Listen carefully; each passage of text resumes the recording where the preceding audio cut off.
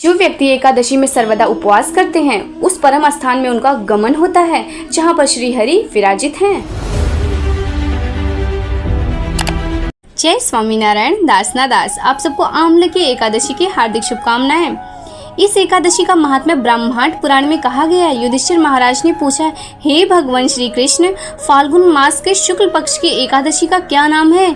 यह व्रत किस प्रकार से करना चाहिए? भगवान श्री कृष्ण ने उत्तर दिया, हे धर्मनंदन, प्राचीन काल में राजा मानधाता ने वशिष्ठ मुनि से भी यही प्रश्न किया था। इसे आमलकी एकादशी कहते हैं। इस व्रत का पालन करने वाले को विष्णु लोक या वैकुंठ की प्राप्ति होती है। वशिष्ठ ऋषि कहने लगे, हे महाभाग, इस एकादशी के प्रारंभ की कथा सुनो। भगवान विष्णु की थूक से चंद्र समान बिंदु प्रकट हुआ। वह बिंदु पृथ्वी पर गिरा। उसमें से वृक्ष उत्पन्न हुआ जिसे आमलकी नाम मिला। उसी समय सृष्टि के रचयिता गंधर्व, यक्ष, राक्षस आदि की उत्पत्ति हुई। इस वृक्ष को देखकर समस्त देवता चकित हो गए। उसी समय आकाशवाणी हुई, यह श्री विष्णु का अतिशय प्रिय वृक्ष आमलकी वृक्ष है। एक बार वैदिशा नामक राज्य था जहाँ सभी क्षत्रिय, ब्राह्मण, वैश्य, शूद्र आदि वैदिक ज्ञान, शारीरिक शक्ति तथा उत्तम बुद्धि से संपन्न थे। कोई भी व्यक्ति नास्तिक या पापी नहीं था। इस राज्य का चंद्रवंशी राजा पाशबिंदु का नाम राजा चित्ररथ भी था। ऐसा कहा जाता है कि वह धार्मिक व सत्यप्रिय राजा था। उसके पास 10,000 हाथियों का बल, प्रचुर धन संपदा तथा वैदिक ज्ञान की 6 शाखाओं में निपुणता भी थी।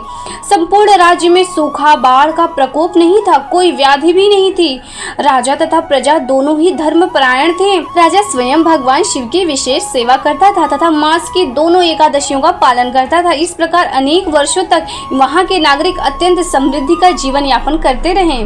एक बार आमलकी एकादशी का उपवास आया। राजा चित्ररथ ने इस व्रत के महत्व को जानते हुए घोषणा की कि राज्य के सभी नागरिक गंभीरता पूर्वक नीति नियमों का पालन करते हुए पवित्र एकादशी का व्रत करेंगे। नदी में स्नान करके राजा व प्रजा मंदिर गए जहाँ पर आंवले का वृक्ष था। सर्वप्रथम राजा एवं अग्रणी संतों द्वारा वृक्ष को जल, उत्तम शस्त्र, स्वर्ण, हीरे, मणिक, मोती, नीलम व सुगंधित अगरबत्ती अर्पित करके भगवान परशुराम की इन प्रार्थनाओं से आराधना की। हे भगवान परशुराम, कृपया इस पवित्र आमलकी के नीचे आए और हमारा प्रणाम स्वीकार करें। तत्पश्चात आमलकी वृक्ष की आराधना की। पूरी रात्रि राजा तथा प्रजा पवित्र वृक्ष की पूजा आराधना करते हुए जागते रहे। इसी बीच एक ऐसा व्यक्ति वहां आया जो पशु हत्या जैसे घृणित कृत्य द्वारा अपने व अपने परिवार का भरण करता था। थकान व पापों को बोझ के तले फंसे शिकारी ने राजा प्रजा द्वारा किए जा रहे उस धार्मिक कृत्य को देखा। वह पेड़ के पीछे छिपकर यह संपूर्ण पूजा कार्य रात भर देखता रहा और भगवान दामोदर की लीला का गान सुनता रहा। सूर्योदय के समय राजा व प्रजागणों ने अपना एकादशी व्रत का पारण किया तथा अपने राज्य लौट आए। शिकारी भी अपनी झोपड़ी में लौट आया। समय बीतता गया और एक समय आया कि शिकारी की मृत्यु हो गई। परंतु आमलकी एकादशी का संपूर्ण रात्रि जाकर भगवान का लीला गान श्रवण मात्र से उसके इतने पुण्य अर्जित हो गए कि उन्होंने उसे उस योग्य से राजा बना दिया।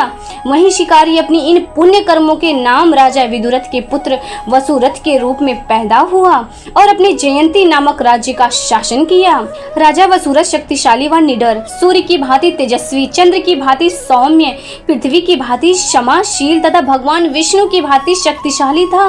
राजा वसुरथ सदैव परम भगवान विष्णु की प्रेममयी सेवा में लीन रहता।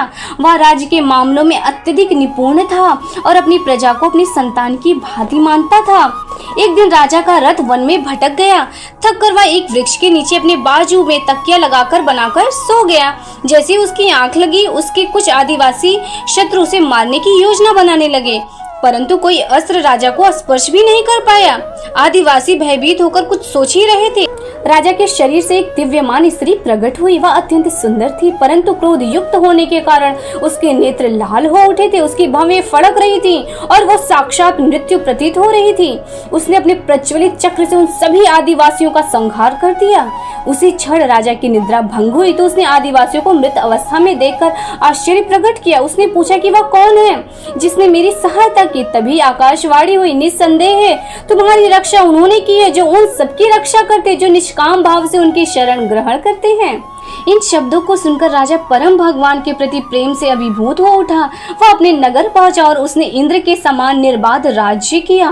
आदरणीय वशिष्ठ ने समापन करते हुए कहा, हे मानधाता, जो भी इस पवित्र आमलकी एकादशी का पालन करता वह निस्संदेह परम भगवान विष्णु के परम धाम को प्राप्त करता है। इस पवित्र व्रत के पालन से प्राप्त पुण्यों का फल इतना महान है।